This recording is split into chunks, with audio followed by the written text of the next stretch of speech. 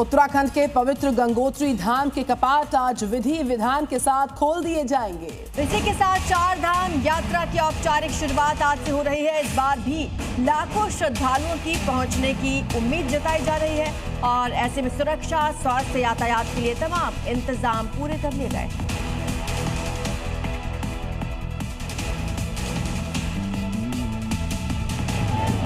कपाट खुलने से पहले मंदिरों को भव्य तरीके से सजाया गया है। गंगोत्री धाम को करीब 1.5 क्विंटल फूलों से सजाया जा रहा है। देश और विदेश से बड़ी संख्या में श्रद्धालुओं के पहुंचने की संभावना है। पूरे जनपद को 2 सुपर जोन, 12 जोन और 30 सेक्टर में बांटा गया है। SDRF की टीमें भी तैनात हैं। ड्रोन से भी निगरानी की जा रही है। इसके बाद 22 अप्रैल को केदारनाथ और 23 अप्रैल को बद्रीनाथ धाम के कपाट श्रद्धालुओं के लिए खोले जाएंगे।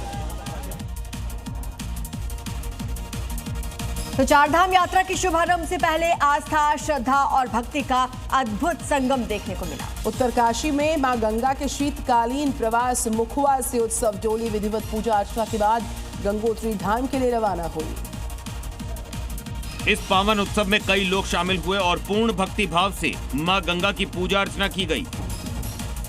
धार्मिक मान्यता कहती है कि गंगोत्री धाम में ही मां गंगा का मुख्य स्थान है। इस वजह से हर साल चार धाम यात्रा शुरू होने से एक दिन पहले मां गंगा की डोली गंगोत्री धाम में लाई जाती है। बता दें कि गंगा मां की डोली को श्रद्धालु अपने कंधों पर लेकर पैदल यात्रा करते हैं।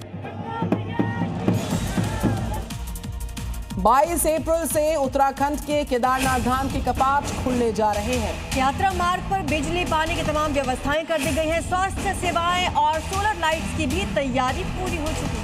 सोनप्रयाग गौरीकुंड मार्ग का निरीक्षण पूरा हो चुका है। यात्रा से पहले मार्ग से बर्फ हटाई गई है। लगातार कोशिशें जारी हैं कि किसी भी इंतजाम में कोई कमी न रहने पाए।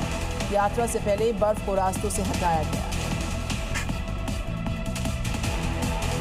रुद्रप्रयाग जिले में प्रशासन पूरी तरह अलर्ट मोड पर है। यात्रा मार्ग पर बिजली, पानी, स्वास्थ्य सेवाएं और सोलर लाइट्स की व्यवस्था दुरुस्त कर दी गई है।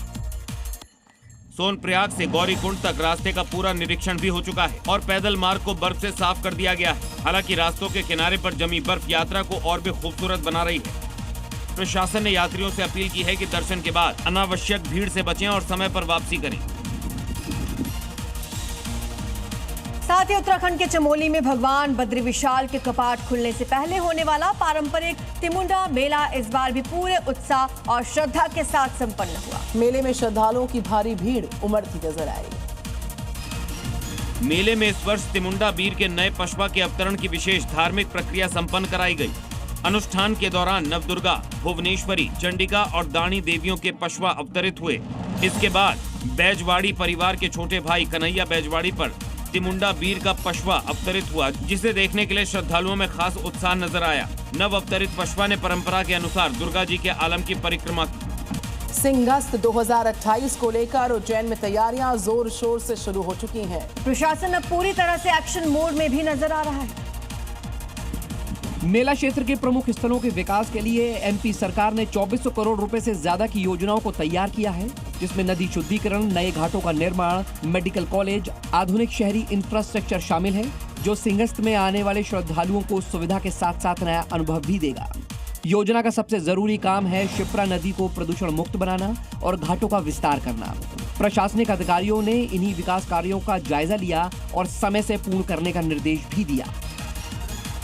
सोमनाथ स्वाभिमान पर्व के मौके पर सोनभद्र से गुजरात जाने वाले प्रतिभागियों का जत्था भेजा गया। इस दौरान जिलाधिकारी ने हरी झंडी दिखाकर दल को रवाना किया। राज्य सरकार के विशेष यात्रा कार्यक्रम सोमनाथ स्वाभिमान पर्व यात्रा के तहत जिले से यात्रियों के एक दल को रवाना किया गया। ये यात्रा 19 अप्रैल यानी आज से 24 अप्रैल 2026 तक आयोजित की जा रही है। इसका औपचारिक शुभारंभ मुख्यमंत्री की ओर से लखनऊ में किया जाएगा। शासन के निर्देश के मुताबिक हर जिले से 10 यात्रियों और एक नोडल अधिकारी का चयन किया गया है।